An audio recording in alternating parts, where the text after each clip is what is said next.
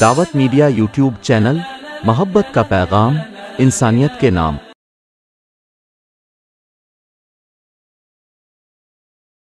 اور اس کے بعد ہم بڑے ہی ادب و احترام کے ساتھ میں ہمارے مہمان جو حضرت مبلغ دارالعلوم دیوبند کی فرزند ہے حضرت مولانا زبیر صاحب قاسمی جو دیوبند سے تشریف لائے ہیں، ہم حضرت سے درخواست کرتے ہیں کہ وہ تشریف لائیں اور اپنی بات کو یہاں پر رکھیں۔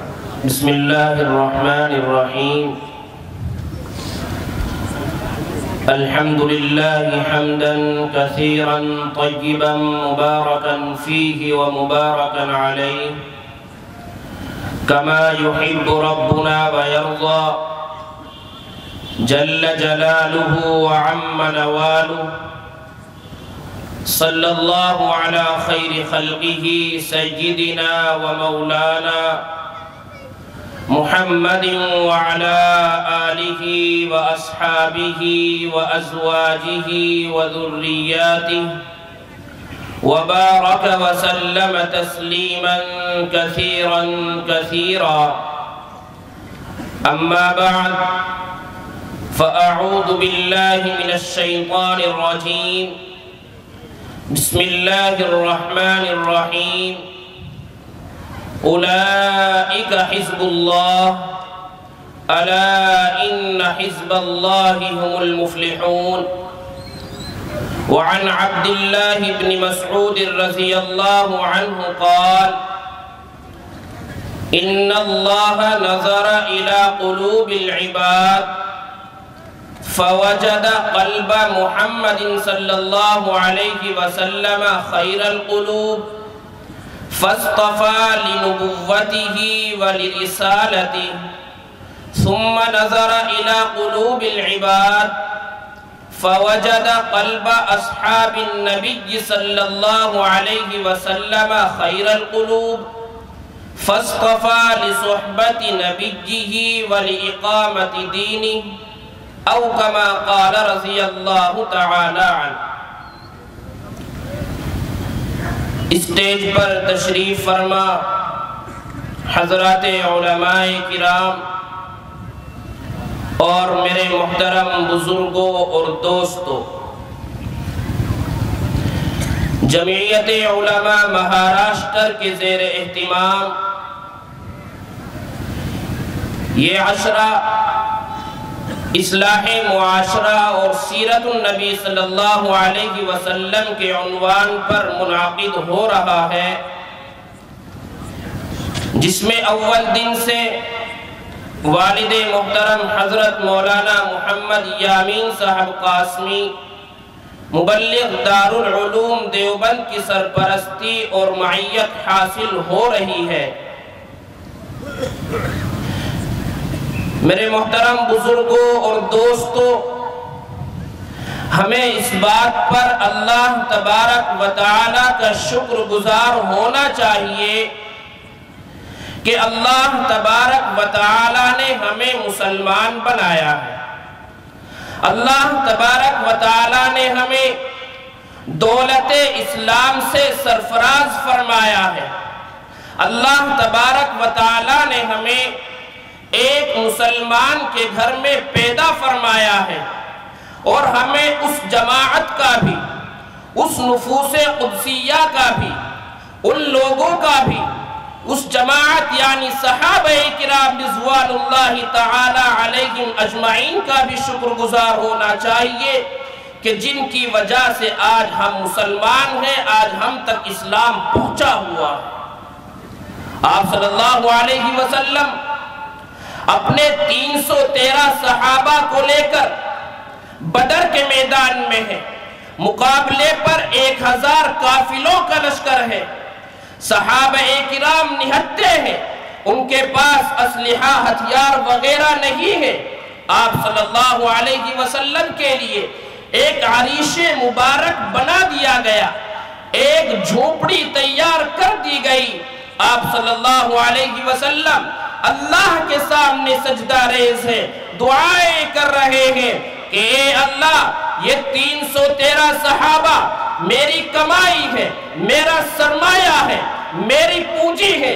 اگر آج یہ 313 صحابہ اگر آج کی جنگ میں یہ ہار گئے تو تیرا دین اسلام کبھی بھی آگے نہیں پہنچ پائے۔ یقیناً اس دنیا کا وجود آپ صلی اللہ علیہ وسلم کے وجود کے صدقے میں ہے، لیکن اس کائنات کو قرار، اس دنیا کی بقا صحابہ کرام رضوان اللہ تعالی علیہم اجمعین کے صدقے میں ہے۔ آپ صلی اللہ علیہ وسلم دعا کر رہے کہ اے اللہ میرے صحابہ کی مدد فرما، اور آپ نے ایک عجیب دعا فرمائی۔ آپ نے یوں نہیں فرمایا کہ اے اللہ یہ کفار میرے صحابہ سے لڑنے کے لیے آئے ہیں، تو ان پر آسمان سے آگ کے گولے برسا دے، تو ان کو زمین میں دھسا لے، بلکہ آپ نے ایک عجیب دعا فرمائی۔ آپ نے یوں فرمایا اللہم ان تہلک ہذہ العصابہ لن تعبد علی وجہ الارض ابدا، کہ اے اللہ اگر آج یہ میری کمائی، میرا سرمایہ، میری پونجی، میرے آج تک جو کچھ کمایا ہے، اگر آج یہ ہلاک ہو گیا تو روئے زمین پر کبھی بھی قیامت تک تیری عبادت نہیں کی جائے گی۔ لن تعبد علی وجہ الارض ابدا۔ اور آپ جانتے ہیں کہ جب تک روئے زمین پر اللہ اللہ کہا جاتا رہے گا یہ دنیا باقی رہے گی۔ لا تقوم الساعہ حتی یقال اللہ اللہ، قیامت قائم نہیں ہوگی یہاں تک کہ اللہ اللہ کہا جاتا رہے گا۔ صحابہ کرام کی سب سے بڑی خصوصیت اور ان کی سب سے بڑی فضیلت یہی ہے کہ ان کو اللہ کے رسول صلی اللہ علیہ وسلم سے صحبت حاصل ہوئی ہے، انہوں نے اللہ کے رسول کی صحبت اٹھائی ہے۔ صحابی کس کو کہتے ہیں؟ صحابی من زار النبی صلی اللہ علیہ وسلم بحالت الایمان ومات علیہ، کہ جس نے نبی کریم صلی اللہ علیہ وسلم کو ایمان کی حالت میں دیکھ لیا اور ایمان ہی کے ساتھ وہ دنیا سے رخصت ہو گیا، فہو صحابی، تو وہ صحابی ہے۔ ان کی سب سے بڑی خصوصیت یہی ہے کہ ان کو اللہ کے رسول کے ساتھ ایک خاص قسم کی نسبت حاصل ہے۔ نسبت سے احکام بدل جاتے ہیں، نسبت سے مقام بدل جاتا ہے۔ اگر آپ حضرات سے کوئی یہ سوال کرے کہ کیا تو دنیا کے سب سے خوبصورت شہر پیرس میں مرنا چاہتا ہے، کیا تو ممبئی کی گلی یا سڑکوں پر مرنا چاہتا ہے، کیا تو لندن یا امریکہ میں مرنا چاہتا ہے، تو آپ جواب دیں گے کہ نہیں، اگر میری موت آئے تو شہر رسول مدینہ میں آئے۔ کیوں؟ اس لیے کہ مدینہ کو آپ صلی اللہ علیہ وسلم سے خاص قسم کی نسبت حاصل ہے۔ نسبت سے احکام بدل جاتے ہیں۔ اگر ہم میں سے کوئی ایک نیکی کا کام کرتا ہے تو اس کو ایک نیکی کے برابر ہی ثواب ملے گا، لیکن اگر ازواج مطہرات میں سے کوئی نیکی کا کام کرتی ہے تو اس کو ایک نیکی کے برابر نہیں بلکہ 2 نیکیوں کے برابر ثواب ملے گا۔ وَمَن يَقْنُتْ مِنْكُنَّ لِلَّهِ وَرَسُولِهِ وَتَعْمَلْ صَالِحًا نُؤْتِهَا أَجْرَهَا مَرَّتَيْن، کہ ہم ان کو دوہرا اجر دیں گے۔ دنیا کی تمام عورتوں کے لیے مسئلہ الگ ہے۔ دنیا کی تمام عورتوں کے لیے مسئلہ یہ ہے کہ اگر کسی عورت کا شوہر انتقال کر جاتا ہے، اس کے انتقال کے بعد اگر وہ عورت کسی دوسرے مرد سے نکاح کرنا چاہے تو عدت وفات 4 ماہ 10 دن گزارنے کے بعد کسی دوسرے مرد سے اگر نکاح کرنا چاہے تو کر سکتی ہے۔ لیکن کیا ازواج مطہرات یعنی آپ صلی اللہ علیہ وسلم کی پاک بیویاں آپ صلی اللہ علیہ وسلم کے اس دنیا سے پردہ فرما جانے کے بعد کسی دوسرے مرد سے نکاح کر سکتی ہے؟ ہرگز نہیں کر سکتی۔ کیوں؟ اس کی 2 وجہیں ہیں۔ ایک وجہ تو یہ ہے کہ کہ ہم سب اہل السنہ والجماعہ کا عقیدہ ہے کہ آپ صلی اللہ علیہ وسلم اپنی قبر مبارک میں حیات ہیں، زندہ ہیں، اور زندہ شوہر کی بیوی کسی دوسرے مرد سے نکاح نہیں کر سکتی ہے۔ اور دوسری وجہ کیا ہے؟ دوسری وجہ یہ ہے کہ آپ صلی اللہ علیہ وسلم کی تمام بیویاں ازواج مطہرات وہ ہم سب مسلمان مردوں اور عورتوں کی ایمانی مائیں ہیں، اور کسی اولاد کے لیے جائز نہیں ہے کہ وہ اپنی ماں سے نکاح کرے۔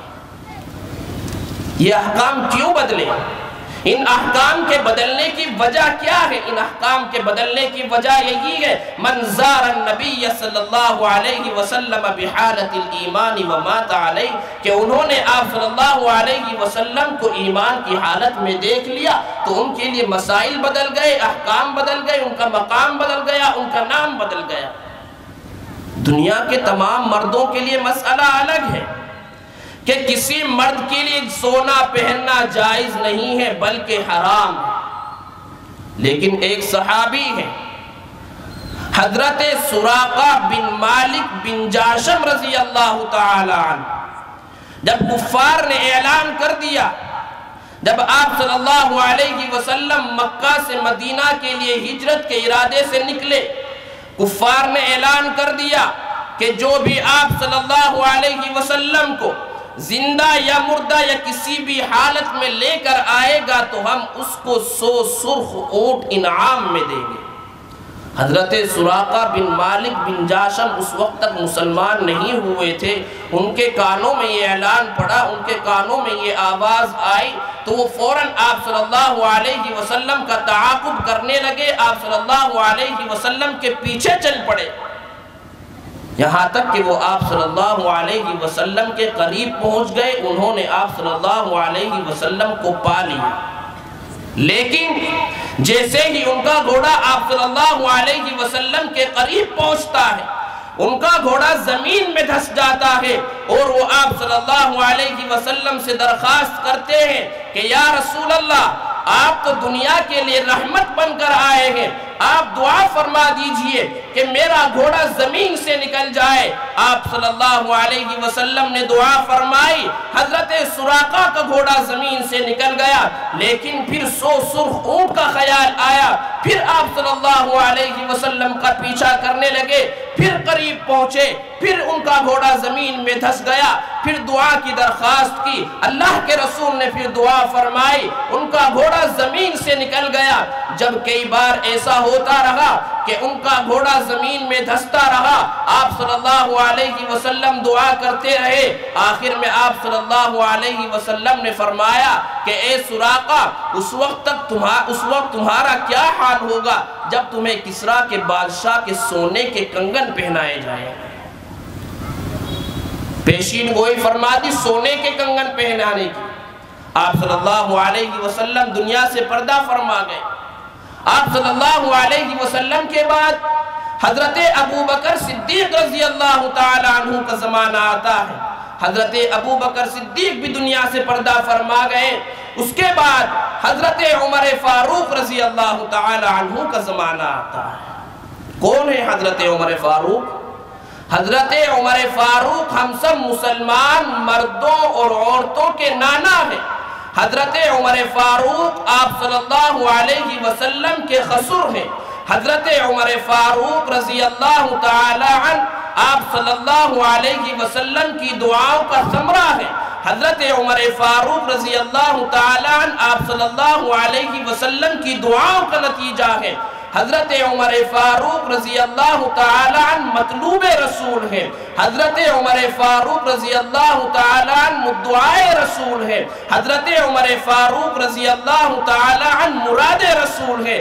آپ صلی اللہ علیہ وسلم ہمیشہ دعائیں کیا کرتے تھے، ہمیشہ اپنی دعاؤں میں حضرت عمر فاروق رضی اللہ تعالی عنہ کو مانگا کرتے تھے، اور ان کو مانگتے ہوئے یہ کہتے تھے اللہم اعز الاسلام بعمر بن الخطاب او ابی جہل بن ہشام، کہ اے اللہ اسلام کو عزت دے دے، اسلام کو عزت عطا فرما عمر فاروق یا ابو جہل بن ہشام کو مسلمان بنا کر۔ کیا فرمایا کہ اسلام کو عزت دے دے، اگر آج ہماری عزت ہو رہی ہے تو آج ہماری عزت مسلمان ہونے کی وجہ سے ہو رہی ہے، لیکن آپ صلی اللہ علیہ وسلم وہاں فرما رہے ہیں کہ اسلام کو عزت دے دے عمر فاروق کو مسلمان بنا کر۔ تو یہ ہے حضرت عمر فاروق۔ حضرت عمر فاروق کا زمانہ آتا ہے، حضرت عمر فاروق کے زمانے میں بہت سارے ملکوں کو فتح کیا جاتا ہے۔ جب ملکوں کو فتح کیا جاتا ہے وہاں سے مال غنیمت اکٹھا کیا جاتا ہے۔ حضرت عمر فاروق رضی اللہ تعالی عنہ کو آپ صلی اللہ علیہ وسلم کی پیشین گوئی یاد آئی کہ آپ صلی اللہ علیہ وسلم نے حضرت سراقہ بن مالک بن جاشم رضی اللہ تعالی عنہ کو پیشین گوئی عطا فرمائی تھی سونے کے کنگن پہنانے کی۔ اسی وقت فوراً حضرت عمر فاروق حکم دیتے ہیں کہ سونے کے کنگن لائے جائے اور حضرت سراقہ بن مالک بن جاشم رضی اللہ تعالی عنہ کو بلا کر وہ سونے کے کنگن پہنا دیے جاتے ہیں۔ آج حضرت سراقہ کے لیے وہ سونے کے کنگن پہننا صرف جائز نہیں بلکہ ثواب کا کام تھا۔ کیوں؟ اس لیے کہ ان کو اللہ کے نبی سے خاص قسم کی نسبت حاصل ہے، نسبت سے احکام بدل جاتے ہیں۔ ہمارے بہت سے بھائی یہ سمجھتے ہیں نحن رجال وہم رجال کہ ہم بھی انسان ہیں وہ بھی انسان تھے، ہم میں اور ان میں یعنی صحابہ کرام میں کوئی فرق نہیں ہے۔ لیکن میں آپ کو ایک واقعہ بتلاتا ہوں۔ ایک تابعی ہیں حضرت عبداللہ ابن مبارک، ان سے سوال کیا سوال کرنے والے نے کہ کیا حضرت معاویہ رضی اللہ تعالی عنہ کا مرتبہ اونچا ہے یا حضرت عمر ابن عبدالعزیز کا مرتبہ؟ حضرت عمر ابن عبدالعزیز صحابی نہیں ہے بلکہ ایک اللہ والے ہیں۔ سوال کیا کہ کیا حضرت امیر معاویہ کا مرتبہ اونچا ہے یا حضرت عمر ابن عبدالعزیز کا؟ حضرت عبداللہ ابن مبارک نے کہا، کیا کہا؟ فرمایا کہ جس گھوڑے پر بیٹھ کر حضرت معاویہ رضی اللہ تعالی عنہ جہاد کے لیے نکلے اور وہ گھوڑا دوڑا اور اس کے دوڑنے کی وجہ سے اس کے پیروں سے مٹی اڑی اور وہ مٹی اڑ کر اس کی ناک کی گندگی بن گئی، غیر صحابی کا اس ناک کی گندگی کے برابر بھی درجہ نہیں۔ اتنا بڑا فرق ہے، اتنا بڑا فرق ہے کہ ہم دعاؤں میں روزانہ مانگتے ہیں کہ اے اللہ ہمیں جنت عطا فرما، لیکن وہاں پر جنت انتظار میں ہے کہ ہمارے اندر صحابہ کرام کی جماعت کب آئے گی۔ جنت اس وقت تک نہیں بنے گی جب تک کہ اس میں صدیق اکبر، عمر فاروق، عثمان غنی، علی مرتضی، سعد و سعید، طلحہ و زبیر اور دیگر صحابہ کرام رضوان اللہ تعالی علیہم اجمعین کی جماعت داخل نہیں ہو جائے گی، بلکہ صحابہ کرام کو اس دنیا میں رہتے رہے زندگی ہی میں جنت سے آگے کی چیز مل گئی ہے۔ وہ کون سی چیز ہے؟ اللہ تبارک و تعالیٰ نے قرآن مجید میں ارشاد فرمایا رضی اللہ عنہم ورضوا عنہ کہ اللہ ان سے راضی ہو گیا اور وہ اللہ سے راضی ہو گئے، یعنی ان کو اللہ کی رضا اس دنیا میں زندگی ہی میں حاصل ہو گئی۔ جب یہ فیصلہ ہو چکا ہوگا کہ جنتی لوگ جنت میں چلے گئے، دوزخی لوگوں کے دوزخ میں جانے کا فیصلہ ہو چکا ہوگا، اس وقت اللہ تبارک و تعالی جنتیوں سے کہے گا کہ اے جنتیوں کیا تمہیں اب بھی کسی چیز کی کمی ہے؟ جنتی کہیں گے اے اللہ تو نے ہمیں یہاں پر منچاہی زندگی دے دی، ہم جب چاہتے ہیں ہمارے سامنے وہ چیز آ جاتی ہے، اگر ہمارا دل کرتا ہے کہ ہم سیب کھائیں سیب ہمارے سامنے آ جاتا ہے، اگر ہمارا دل کرتا ہے کہ ہم کیلا کھائیں کیلا ہمارے سامنے آ جاتا ہے، اس سے آگے اور ہم کیا چاہ سکتے ہیں؟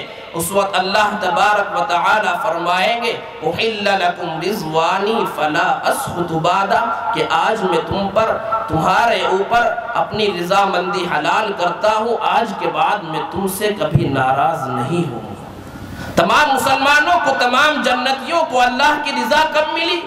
جنت میں جانے کے بعد، اور صحابہ کرام رضوان اللہ تعالی علیہم اجمعین کو وہ رضا دنیا میں رہتے رہے مل گئی ہے۔ اتنا بڑا فرق ہے صحابہ میں اور غیر صحابہ میں۔ میرے محترم بزرگوں اور دوستوں، میں نے آپ حضرات کے سامنے ایک صحابی کا مقولہ ارشاد فرمایا تھا، بیان کیا تھا، اس کا ترجمہ کر کے آپ حضرات کے سامنے سے رخصت چاہوں گا۔ انہوں نے فرمایا ان اللہ نظر الی قلوب العباد، کہ اللہ تبارک و تعالی نے تمام بندوں کے دلوں کو دیکھا، تمام بندوں کے دلوں پر نظر کی، فوجد قلب محمد صلی اللہ علیہ وسلم خیر القلوب، تو تمام بندوں کے دلوں میں جو سب سے بہترین دل پایا وہ آپ صلی اللہ علیہ وسلم کا دل پایا۔ تو کیا ہوا؟ فاصطفیٰ لنبوتہ ولرسالتہ، تو آپ صلی اللہ علیہ وسلم کو نبوت اور رسالت کے لیے منتخب کر لیا۔ آپ صلی اللہ علیہ وسلم کو نبوت اور رسالت کے لیے منتخب کرنے کے بعد پھر تمام بندوں کے دلوں پر نظر کی، ثم نظر الى قلوب العباد فوجد قلب اصحاب النبی صلی اللہ علیہ وسلم خیر القلوب، تو تمام بندوں کے دلوں میں سب سے بہترین دل صحابہ کرام کا پایا۔ فاصطفیٰ لصحبت نبیہ ولاقامت دینی، تو صحابہ کرام کو آپ صلی اللہ علیہ وسلم کی صحبت کے لیے اور دین کی اقامت کے لیے منتخب کر لیا۔ اللہ تبارک و تعالی ہم تمام کو اپنے مسلمان ہونے پر شکر گزار ہونا چاہیے، اور ہمیں ان صحابہ کرام کا بھی شکر گزار ہونا چاہیے کہ جن کی وجہ سے آج تک ہم تک اسلام پہنچا ہے۔ اللہ تبارک و تعالی سب سے پہلے مجھے، اس کے بعد آپ حضرات کو عمل کرنے کی توفیق عطا فرمائے، آمین، وما علینا الا البلاغ۔ دعوت میڈیا یوٹیوب چینل، محبت کا پیغام، انسانیت کے نام۔